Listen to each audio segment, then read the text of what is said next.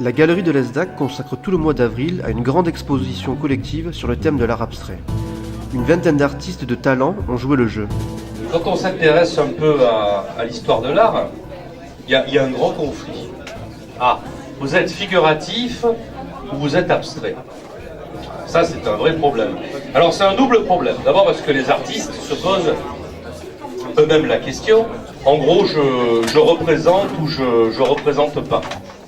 Et c'est en fait un très long cheminement. Quand on voit l'évolution de l'art, hein, quand on regarde le travail de nos grands contemporains abstraits, hein, quelques grands maîtres hein, comme Mondrian, Malevich ou Kandinsky, le combat il est très très dur. C'est une véritable lutte intérieure.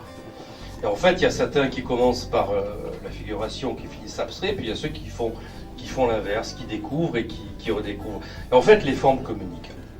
Et quand on prend tout le travail, la réflexion sur la question de l'origine de l'art, l'origine de la représentation, l'art pariétal ou les arts primitifs, les arts premiers, puisque c'est assez à la mode aujourd'hui, on se rend compte que les deux cohabitent et sont un peu la même chose.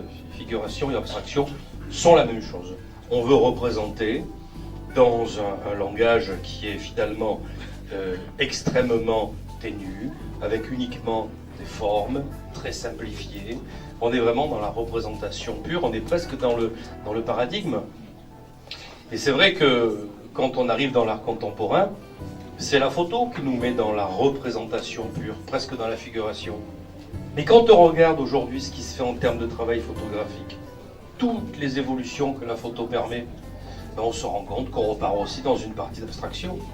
En fait, c'est tout simplement l'œil et le travail de celui qui veut montrer et l'œil de celui qui regarde qui vont déterminer le champ de ce qui est abstrait ou de ce qui est figuratif. Et dans toute chose abstraite, vous allez voir vous-même apparaître de la représentation, vous allez voir apparaître des circonstances psychologiques qui vous appartiennent. Et l'abstraction, elle donne une très très grande liberté. Elle vous permet d'aller très loin.